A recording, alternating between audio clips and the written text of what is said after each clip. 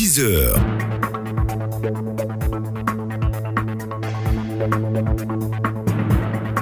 Tout entendre et tout savoir de l'actualité, c'est sur Radio Côte d'Ivoire. Bienvenue à tous. À suivre le journal des sports avec Koulibaly Ladjissando dans un quart d'heure. L'Union économique et monétaire ouest-africaine a 25 ans. Nous en parlons avec Drissa Ouattara, directeur de la communication à la commission de l'UEMOA à 6h20. Sur le même sujet, comment, selon vous, peut-on maintenir le cap du processus d'intégration communautaire et booster la libre circulation des personnes et des biens dans les pays membres de l'Union? Vous échangerez avec Adama Bakayoko à 6h30.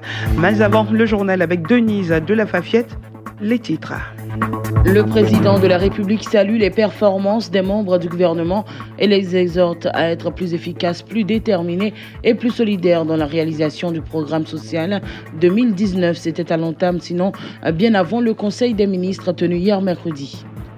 L'Union économique et monétaire ouest-africaine affiche des agrégats économiques et budgétaires qui se sont considérablement améliorés, a dit le chef de l'État ivoirien Alassane Ouattara, président en exercice de la conférence des chefs d'État et de gouvernement de l'Union, dans un discours à l'occasion du 25e anniversaire de l'organisation célébré ce jour. En République démocratique du Congo, l'opposant Félix Tshisekedi a été proclamé vainqueur de l'élection présidentielle. Bonjour Denise. Bonjour Rachel Logoué, bonjour à tous. La reconstruction du grand marché de Bouaké démarre cette année. Information livrée lors du premier conseil des ministres de l'année 2019, tenu hier mercredi au Palais de la Présidence de la République. Un conseil qui est également revenu sur le programme social du gouvernement 2019-2020, nous dit Adama Bakayoko. Sans surprise, le Conseil des ministres a longuement planché sur le programme social du gouvernement dénommé PS-Gouv 2019-2020, une réplique du programme présidentiel d'urgence, mais cette fois-ci mieux élaborée, avec des déclinaisons claires pour chaque ministère technique. Sidi Tiemoko Touré, porte-parole du gouvernement. Ce programme vise plus spécifiquement à fournir aux populations des services de santé efficients, à faciliter l'accès et le maintien à l'école, à favoriser l'accès des populations aux services essentiels tels que le logement, l'énergie, l'eau potable et le transport à un coût abordable et à améliorer l'employabilité ainsi que l'accès à un emploi décent et stable pour les jeunes et pour les femmes. Dans la même lancée, la ville de Bouaké va bénéficier de la reconstruction de son grand marché, longtemps réclamé par les populations. Cette reconstruction s'inscrit dans un vaste projet financé par l'Agence française de développement AFD, projet pour lequel le gouvernement a décrété 12 parcelles d'utilité publique. Sidi Tiemoko Touré. Ce projet prend en compte la reconstruction du marché central de Bouaké ainsi que l'aménagement de ses abords. La réalisation de la zone marchande de Bouaké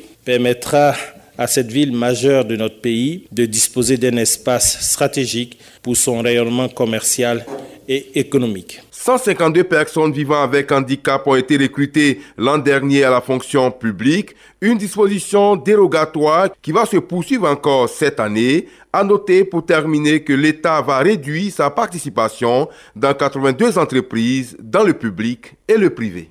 Mais bien avant ce conseil, le président Alassane Ouattara a exhorté les membres du gouvernement à être plus efficaces, plus déterminés et plus solidaires dans la réalisation du programme social 2019, tout en félicitant le gouvernement pour le travail abattu. En 2018, le chef de l'État dit attendre de l'équipe gouvernementale des résultats en vue de l'amélioration des conditions de vie des populations. À l'entame du premier conseil des ministres de l'année 2019 tenu hier, le premier ministre Amadou Gon Coulibaly et ses ministres se sont engagés à l'atteinte des objectifs de 2019 et à la consolidation de la paix. Le gouvernement s'attellera à la mise en œuvre au cours de cette année d'autres grandes orientations de votre message à la nation. Je voudrais citer le démarrage du dialogue politique en vue du réexamen de la composition de la commission électorale donc indépendante. À cet égard, les formations politiques seront saisies cette semaine pour une invitation à commencer à discuter à compter du lundi 21 janvier. Excellence, Monsieur le Président de la République, l'année 2019, année charnière avant l'échéance électorale de 2020, devrait voir se concrétiser les grandes réalisations qui portent votre ambition d'une Côte d'Ivoire émergente avec une prospérité partagée. Assuré de votre confiance et de votre soutien, le gouvernement voudrait par ma voix s'engager solennellement et pleinement à l'atteinte de cet objectif. Je voudrais également vous assurer de notre loyauté et de notre engagement total pour la réalisation de votre action de rassemblement et d'union des fils et des filles de notre nation en vue de consolider la paix et la stabilité de notre pays. Le Premier ministre Amadou Gon Coulibaly. Les bureaux des institutions de la République ont aussi présenté leurs vœux de nouvel an au président de la République. C'était en début de semaine. Leur porte-parole, Chantal Camara, présidente de la Chambre judiciaire de la Cour suprême, a souligné que les projets d'envergure du président de la République font avancer la Côte d'Ivoire. Chantal Camara. Nous saluons votre détermination à hisser la Côte d'Ivoire au rang des pays développés et à la doter d'institutions fortes, fiables, dignes. Excellence, Monsieur le Président de la République, nous ne ménagerons aucun effort pour assumer notre part dans cet immense chantier. Car, comme disait Jean Jaurès, la République est une ambition collective. Y croire, c'est proclamer que des millions d'hommes sauront tracer par eux-mêmes la règle et les limites de leur action, qu'ils sauront concilier la liberté et la loi, le mouvement et l'ordre. L'élan ne sera jamais brisé avec vous comme modèle. Les entreprises privées de Côte d'Ivoire reconnaissantes au président de la République pour toutes les actions en faveur d'un bon climat d'affaires en Côte d'Ivoire, climat favorable au développement économique des entreprises privées de Côte d'Ivoire. C'est ce qu'il faut retenir du discours du président de la Chambre de commerce et d'industrie de Côte d'Ivoire, Fama Touré, lors de la présentation de vœux au président de la République. On l'écoute.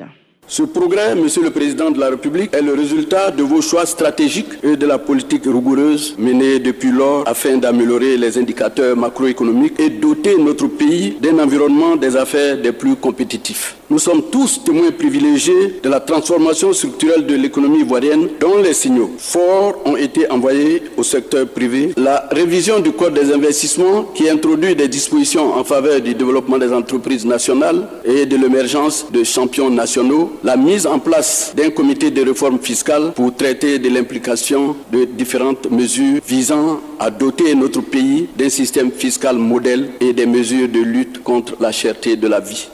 Le président de la République, Alassane Ouattara, à son tour s'est dit satisfait de l'implication du secteur privé dans la bonne marche de l'économie. Il s'est engagé à mettre en œuvre plus d'actions pour rendre plus compétitives les entreprises privées de Côte d'Ivoire au plan international.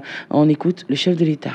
Après avoir travaillé à l'amélioration substantielle de l'environnement des affaires, les principaux défis aujourd'hui consistent à doter notre pays d'un secteur privé aux capacités renforcées, à la hauteur des ambitions de développement de notre nation pour atteindre l'émergence. Le secteur privé ivoirien devrait pouvoir compétir sur l'ensemble des marchés africains et internationaux. Convaincu de cette nécessité, l'État a mis en place des dispositifs d'accompagnement, notamment le programme Phoenix et une stratégie nationale d'exportation dont les financements figurent au nombre des priorités pour l'année 2019. En outre, l'aboutissement de la réforme fiscale qui a fait l'objet de travaux consensuels dans le cadre de la commission de suivi de la réforme fiscale figure au nombre des engagements du gouvernement. Le chef de l'État, Alassane Ouattara. Au cours de cette cérémonie qui marque la reprise officielle des activités du président de la République pour cette année, notre reporter Adama Bakayoko a tendu son micro à quelques personnalités et présidents d'institutions, le ministre de la Communication et des Médias sur la mutation du monde de la communication et les opportunités à saisir par les acteurs des différents maillons de la presse. Sidi Touré.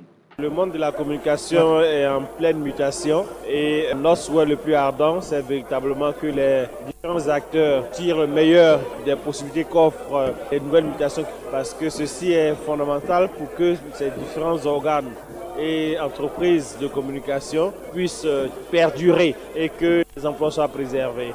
Et donc, nous serons là en tout état de cause pour accompagner tout cet écosystème. Maintenant, pour le reste de la Côte d'Ivoire, nous avons fortement besoin de solidarité, d'union pour pouvoir aller vers l'essentiel. Et vivement que les uns les autres, dans la bonne compréhension de leurs divergences, puissent s'accorder sur un minimum pour que la Côte d'Ivoire avance. Et c'est ça notre mission et c'est ça qui doit nous guider les uns les autres. L'Union économique et monétaire ouest-africaine, UEMOA, affiche des agrégats économiques et budgétaires qui se sont considérablement améliorés. C'est ce qu'a dit le chef de l'État, Alassane Ouattara, président en exercice de la conférence des chefs d'État et de gouvernement de l'Union, dans un discours à l'occasion du 25e anniversaire de l'organisation. Il a fait observer que l'Union enregistre, en dépit d'un contexte économique mondial difficile, un taux d'inflation modéré, un endettement et un déficit budgétaire bien maîtrisé, ce qui augure des lendemains meilleurs dans l'espace UEMOA. La célébration officielle aura lieu à Ouagadougou, au Burkina Faso. Le chef de l'État y prend part. Alors, sur cette célébration, M. Drissa Ouattara, directeur de la communication à la commission de l'UEMOA, sera notre invité à 6h20. La jeunesse ivoirienne au centre du nouveau pacte social. Les États généraux de la jeunesse ont débuté ce mercredi en présence du Premier ministre Amadou Gon Coulibaly. C'est une tribune initiée par le ministère de la Promotion de la Jeunesse pour accélérer les politiques mises en place pour la promotion de l'emploi et l'emploi plutôt des jeunes. Cette rencontre se veut inclusive, c'est pourquoi plusieurs panels ont été organisés. Immigration, emploi jeune, comportement sexuel au risque, drogue. La contribution des jeunes est donc attendue. Vous aurez donc un compte-rendu complet dans nos prochaines éditions. Et puis en prélude au congrès constitutif du RHDP Parti unifié qui se tiendra le 26 janvier prochain à Abidjan, le mouvement des jeunes filles oufouettistes du Grand Ouest a été lancé récemment à Mans. Ce mouvement qui a pour objectif de promouvoir les idéaux de paix et d'union du père fondateur de la nation réunit les filles des régions du Tampi, Guémont et Cavali. Ces braves femmes, donc filles plutôt éprises de paix, comptent sillonner tous les hameaux de l'Ouest montagneux pour prôner le pardon. Eh bien, nous suivons Touré Nasseneba, maire d'Odiéné, par ailleurs secrétaire générale adjointe du RDR, chargée de la jeunesse féminine. Elle est au micro de notre correspondant Gervais Kwasi. J'ai été agréablement surprise de la forte mobilisation de ces trois régions et des filles du terroir prêtes à s'engager sur la voie du dialogue, c'est-à-dire celle du RHDP, sur la voie de l'union, c'est-à-dire celle du parti unifié, sur la voie de l'émergence du développement, c'est-à-dire celle du président Alassane Ouattara. Et ils ont été ceux-là même à me rappeler que la première visite d'État du chef de l'État, quand il a été installé, a eu lieu ici à l'Ouest du 22 au 24 mars 2012. Les gouvernements japonais et ivoiriens ont procédé à la signature de l'échange de notes relatifs à la phase 2 du projet d'aménagement de l'échangeur d'amitié ivoiro-japonaise, nous dit Émile Dieu. Financée à hauteur d'un peu plus de 25 milliards de francs CFA, la phase 2 du projet d'aménagement de l'échangeur d'amitié ivoiro-japonaise viendra renforcer la fluidité du trafic routier, nous rassure ici Hideaki Kuramitsu, ambassadeur du Japon en Côte d'Ivoire. Pour cette deuxième phase, il s'agira d'ajouter un troisième passage supplémentaire en hauteur, dans le sens de Marcoli-Trècheville sur l'échangeur en cours de réalisation au Carrefour Solibula. Certes, les embouteillages pendant la période de réalisation de l'ouvrage occasionnent beaucoup de désagréments aux citoyens abidjanais. Mais une fois les travaux terminés, les embouteillages entre l'aéroport et le plateau seront atténués. Cette cérémonie a été aussi l'occasion pour l'ambassadeur du Japon de rappeler la construction dans les jours prochains d'échangeurs à 3 carrefours du boulevard François Mitterrand dans la commune de Cocody. Ce projet a pour objectif de soulager les congestions sur cet axe routier fortement sollicité. C'est au vu du niveau de fréquentation du boulevard Mitterrand que nous prévoyons utiliser la méthode de construction accélérée des échangeurs. Cette méthode consiste à préfabriquer en partie en usine les pièces en acier, les ponts et les assembler sur chantier.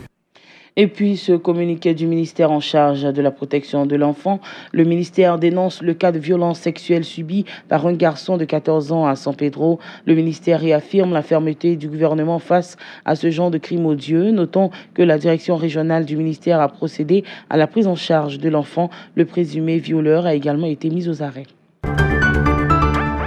L'actualité internationale à présent, d'abord en République démocratique du Congo, puis en Angleterre. Selon les résultats provisoires annoncés par la Commission électorale nationale indépendante dans la nuit d'hier à aujourd'hui, l'opposant Félix Tshisekedi est arrivé en tête de l'élection présidentielle en République démocratique du Congo. Et puis les députés britanniques ont infligé hier mercredi un nouveau camouflet cuisant donc au gouvernement en adoptant un amendement qui oblige la première ministre Theresa May à présenter un nouveau plan de sortie de l'Union européenne si le premier n'est pas accepté mardi prochain. C'est la fin de ce journal. Merci de l'avoir suivi.